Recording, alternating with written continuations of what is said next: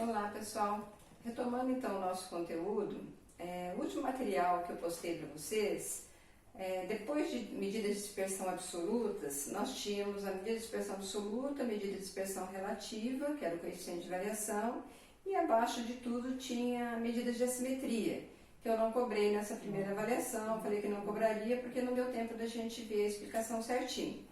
Então, agora eu coloquei mais detalhado aqui nesse material para vocês, né? Porque lá eu pretendia dar a explicação melhor em sala de aula. Então, o que seriam as medidas de assimetria? O cálculo da medida de assimetria, ele envolve média aritmética, mediana e desvio padrão.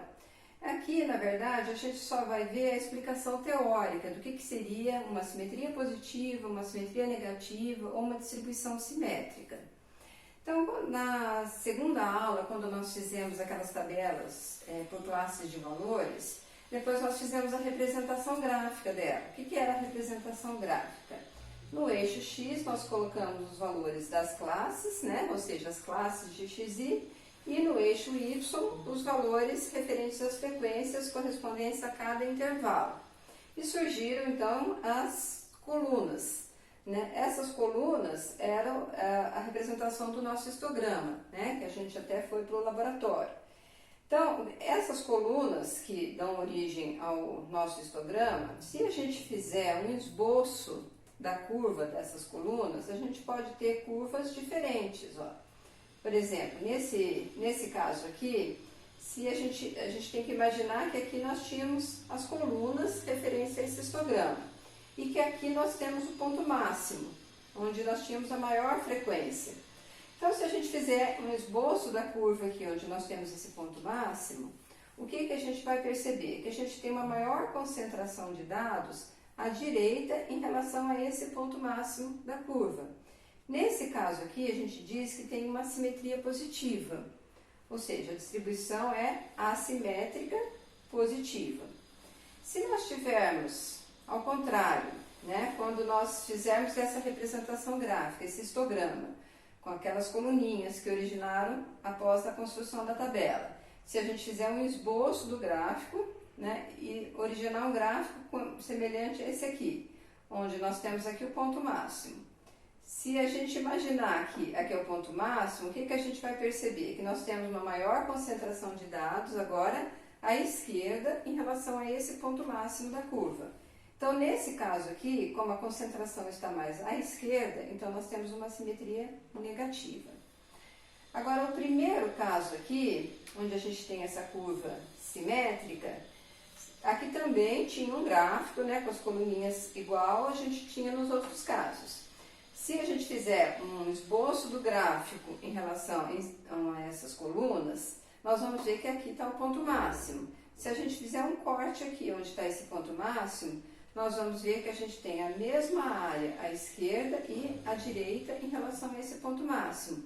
Portanto, nós temos aqui uma curva simétrica ou com assimetria nula.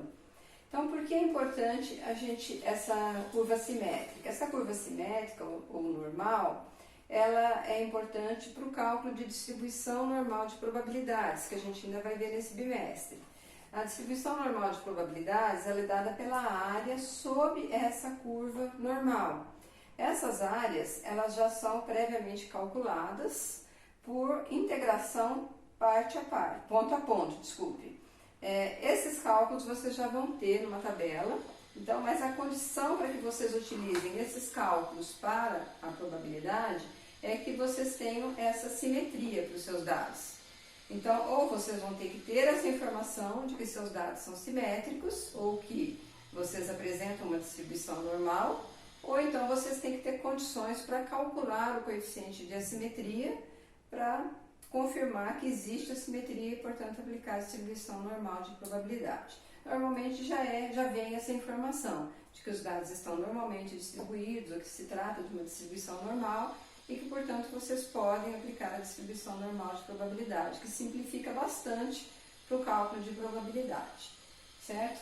Então, aqui esses gráficos só estão para demonstrar para vocês as três diferenças que nós podemos ter. Então aqui em cima está bem explicadinho, né, que quando nós temos uma curva simétrica, os dados estão deslocados simetricamente em relação ao ponto máximo da curva de distribuição de frequência, que era aquela curva que a gente fazia. Nesse caso, a curva é dita simétrica ou com assimetria nula. Quando temos a simetria positiva, os dados estão mais deslocados à direita em relação ao ponto máximo da curva, e quando temos a simetria negativa, ao contrário, os dados estão mais deslocados à esquerda em relação ao ponto máximo da curva de distribuição de frequência. Tá? Esse material vocês têm, né, no Classroom, só quis dar uma explicação aqui, caso vocês tenham alguma dúvida, a gente pode voltar a conversar. Obrigada.